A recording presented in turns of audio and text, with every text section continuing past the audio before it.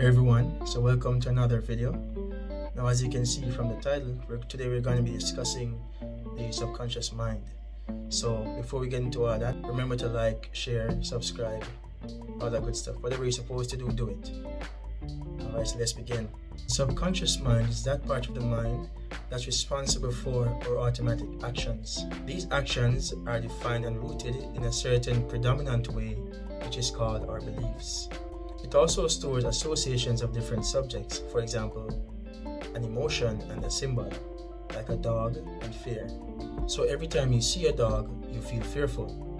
This association can be created by a negative experience, such as getting bitten by a dog. The subconscious is literal. So for example, if someone is in your environment and they, for example, move their hand in a certain way, that will be their belief about how they move their hand.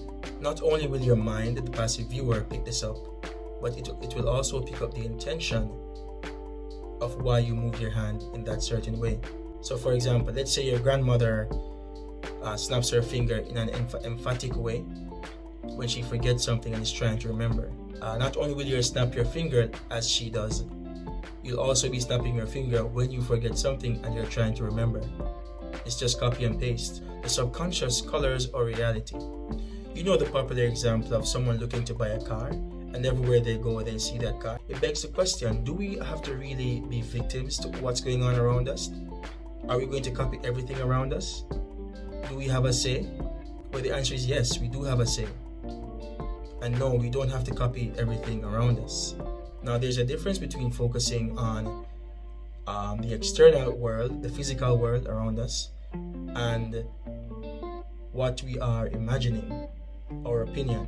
So we can either be focusing on what's going on, literally, or we can focus on what we think of what's going on. Now, if you focus on the external world through the lens of your opinion, you do not have to fall victim to what's going on around you, as you'd have already formed a way of thinking, your opinion about this subject. Now, there are many ways to reprogram your subconscious. This is by using a meditation, subliminal messaging, and hypnosis.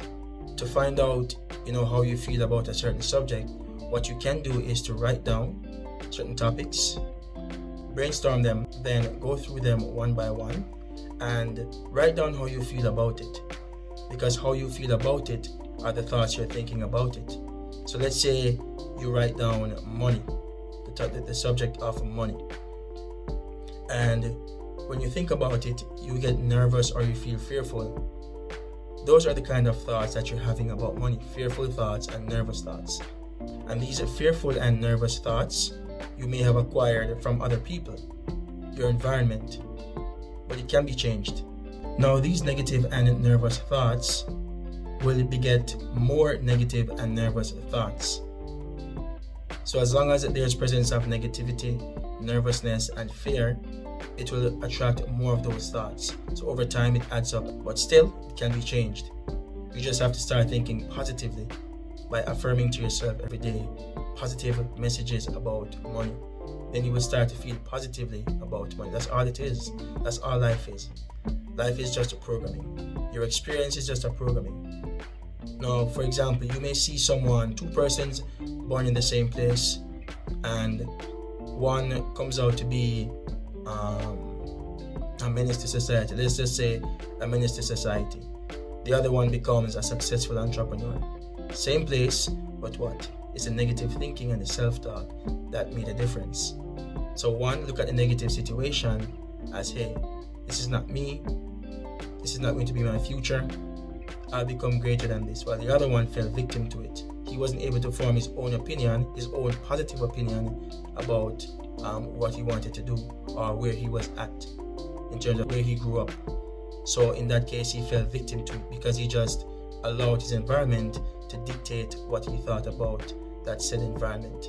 Now, seeing that your environment can actually make a difference in the way you think or feel about certain things, wouldn't it be in our best interest to surround ourselves or make our environment what we want it?